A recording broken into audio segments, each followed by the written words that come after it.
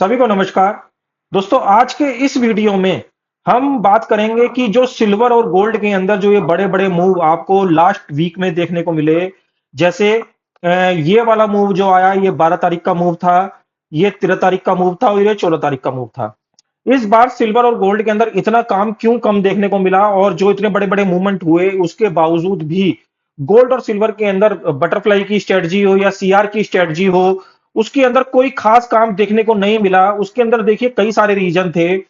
जब clearing start हुई तो आप यहाँ पे देखेंगे, जो क्लियरिंग स्टार्ट हुई, ये सारा का सारा एरिया एक जो है साइडवेज एरिया था। ये वाला आप यहाँ पे देख रहे हैं, ये वाला, ये सिल्वर और गोल्ड का बिल्कुल साइडवेज एरिया था। इसके अंदर कुछ मूवमेंट कोई खास नहीं हो पा रहा था।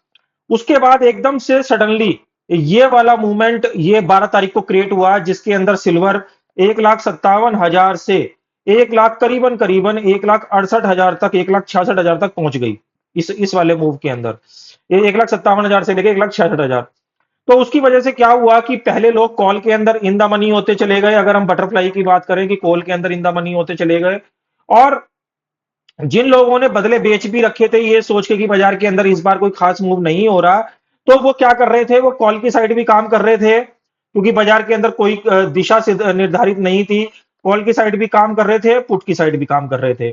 कॉल की साइड कोई पैरिटी जैसे बदला बोलते हैं, वो बदला ओपन ही नहीं था। कॉल की साइड कोई बदला ओपन नहीं था खास। पुट की साइड को थोड़े बहुत बदले ओपन थे। तो क्या कर पा रहे थे कि उसके अंदर कोई भी सेल की पोजीशन नहीं बना पा रहे थे, क्योंकि वोलेटिलिटी के चलते उस जिस मानो 1,000 के मैं गैप की बात करूं, 1,000 गैप की बात करूं या 2,000 के गैप की बात भी करूं, तो 2,000 का गैप बड़ी मुश्किल से शुरू के दिनों में जो है 195 200 तक बिक पा रहा था। शुरू के दिनों में 2,000 गैप जो है 95 200 तक बड़ी मुश्किल से बिक पा रहा था। तो उसके अंदर भी ये पैरिटी क्या थी, ऑन नहीं थी 2,000 के गैप में। मगर 1,000 के गैप में अगर हम उस चीज को देखेंगे तो 1,000 के गैप में तो बिल्कुल भी रेट नहीं थे। 1,000 के गैप में तो अगर मैं शुक्रवार की भी बात करूं, 1,000 के गैप में, तो शुक्रवार के गैप में जो एटीएम के रेट थे, वो मैक्सिमम आप मान के चलिए 5 से लेके 10 रुपए डेबिट और 75 से लेकर 85 रुपए क्रेडिट। ये लिमिट किसी किसी स्ट्राइक के अंदर ये वाली लिमिट खुली हुई थी। तो एट द मनी के अंदर भी, जबकि 19 तारीख की क्लियरिंग है, 19 नवंबर की क्लियरिंग है, और 19 नवंबर की क्लियरिंग के बावजूद भी एटीएम के रेटों में 1,000 के गैप में कोई रेट वहां पे नहीं आ रहा है। बल्कि कुछ स्ट्राइक तो मैं देख रहा था जो बिल्कुल एट द मनी की थी। 1,57,000, जैसे 1,57,000 का रेट बंद हुआ है, तो 1,57,000, 1,58,000, 10-10, 15-15 और 20-20 रुपए में भी स्ट्राइक वहां पे बाई हो रही थी। क्यों? क्योंकि देखिए, वो इस वजह से हुआ क्योंकि जो ये इतना बड़ा मूव आप यहाँ पे देख रहे हैं इस वाली क्लियरिंग में, ये जैसे ये वाला मूव आया या ये वाला मूव आया, तो ये एकदम क्या हुआ, सडन आया, सडन यानी अचानचुक आया। अचानचुक की वजह से क्या हुआ, पहले कॉल के अंदर लोग इन द मनी होते चले गए। जैसे मैं भी काम कर रहा था तो कॉल के अंदर इन द मनी हुए, तो घबरा के बढ़ने पर क्या हुआ, सौदे माइनस में क्या करने पड़े, कट करने पड़े, माइनस में कट करने पड़े। ऐसे ही जब पुट की साइड से इन द मनी हुआ और लगा कि भाई हम पुट के अंदर फंस गए हैं और बहुत तेजी से बाजार गिरा, जैसे शुक्रवार में 8,000 पॉइंट गिर गया, तो हमें पुट की साइड के सौदे भी लॉस में या एट पार में कट करने पड़े। उसका एक रीजन यही था, क्योंकि देखिए क्लियरिंग के दिनों में होता क्या है कि हर आदमी चाहता है कि उसका फंड जो है लो पे लो रहे, यानी उसका फंड फ्री रहे।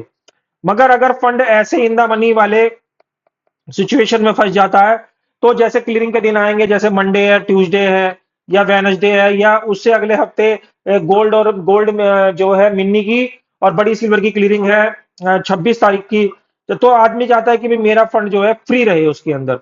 तो इसी वजह से क्या होता है कि सौदे कट करने पड़ते हैं इन द मनी के, और वैसे भी क्लियरिंग है। तो क्या हुआ, जो ये बड़ा मूवमेंट आया, चाहे वो 12 तारीख का मूवमेंट था, चाहे वो 14 तारीख का मूवमेंट था, जो भी 12 तारीख और 14 तारीख के मूवमेंट आए, इन दोनों सडन मूवमेंट की वजह से वोलाटिलिटी यानी विक्स इतनी हाई हो गई कि जो बदला था वो बिल्कुल से दबता चला गया, बिल्कुल श्रिंक कर गया। श्रिंक करने की वजह से क्या हुआ, बदला चाहे वो 1,000 का गैप था, चाहे 2,000 का गैप था, वो इन द मनी जरूर हो गए, बट वो ओपन नहीं हुए। क्योंकि आप फ्राइडे में भी देखेंगे, क्योंकि ज्यादा बड़े गैप में काम कर भी नहीं सकते, क्योंकि आप बाई करके कैसे काम करेंगे। तो उसमें हो क्या रहा था, उसमें यही हो रहा था कि सारे के सारे बदले जो है श्रिंक हो गए, और श्रिंक होने की वजह से यही समझ में नहीं आ रहा था कि बदले में क्या खरीद के जाएं और क्या बेच के जाएं। क्योंकि देखिए, अगर आप लो को समझ के बाई कर लेते हैं, लो लो समझ के बाई कर लेते हैं, तो भी फंसने के चांसेस हैं गैप अप और गैप डाउन के। और अगर आप लो में उसको सेल कर देते हैं और बाजार स्टेबिलिटी में यानी एक जगह रुक जाता है, तो बदला इंक्रीज होने का डर वहां पे लगा रहता है। तो ना आप सेल कर सकते ना बाई कर सकते, चाहे सिचुएशन कैसी भी हो। तो ऐसी कंडीशन में क्या होता है, सभी ये सोचते हैं कि भाई मैं अपना फंड फ्री रखूंगा, और वो पोजीशन को क्या करते हैं, काटने की कोशिश करते हैं और लो से लो पोजीशन के अंदर बनने की कोशिश करते हैं। तो इस बार जो काम का जो रहा, कुछ एक्सचेंज की वजह से, कुछ एक्सचेंज की तरफ से भी कुछ कमी थी, कि कुछ एक्सचेंज की तरफ से भी सौदे बहुत ज्यादा गलत हो रहे थे। M6 के अंदर भी सौदे बहुत ज्यादा स्लिपेज के साथ हो रहे थे। तो एक ये कारण रहा काम कम रहने का। और एक जो है बदले में जिस तरीके से एकदम सडन से 10,000 पॉइंट का मूवमेंट आया नीचे से, और फिर 10,000 पॉइंट का डाउनफॉल आया, ये कोई भी एक्सपेक्ट नहीं कर रहा था। ऊपर जाना और फिर नीचे आना। तो उसकी वजह से बाजार के अंदर इस बार बहुत ही कम काम देखने को मिला। खास करके जो 19 नवंबर की सिल्वर एम की जो क्लियरिंग है इसके अंदर। अब क्योंकि एक हफ्ता हमें बड़ी सिल्वर के लिए मिल जाता है, अगले हफ्ते से करीबन करीबन 8 दिन हमें मोटा मोटा बड़ी सिल्वर के लिए मिल जाते हैं। तो बड़ी सिल्वर के अंदर या छोटे गोल्ड के अंदर या बड़े गोल्ड के अंदर कुछ हो जाए तो हो जाए। अदरवाइज जो मिनी सिल्वर के अंदर है, बिल्कुल भी इस बार काम नहीं रहा। और बटरफ्लाई की स्ट्रेटजी कर रहे हैं, चाहे सीआर की कोई भी स्ट्रेटजी कर रहे हैं, चाहे बॉक्स की कोई भी स्ट्रेटजी कर रहे हैं, थोड़ा बहुत ही नॉर्मल काम रहा पिछले मंथ के अपेक्षा। कुछ एक्सचेंज की तरफ से भी कुछ ब्रॉडकास्ट की दिक्कत की वजह से कुछ ट्रेड वहां पे क्लियर नहीं हो पा रहे, जिसकी वजह से स्लिपेज भी बहुत ज्यादा जो है आ रहा है ट्रेड के अंदर। तो ये सब कारण रहे इस बार जो है सिल्वर मिनी की क्लियरिंग के अंदर। अब देखते हैं अगले महीने की, अगले जो वीक की क्लियरिंग है, यानी जो बड़ी सिल्वर की क्लियरिंग है और बड़े गोल्ड की क्लियरिंग है और मिनी गोल्ड के अंदर है, कि बाजार किस तरीके से काम होता है। मगर जिस तरीके का काम अभी शुक्रवार के हिसाब से था, बहुत ही कम काम रहा।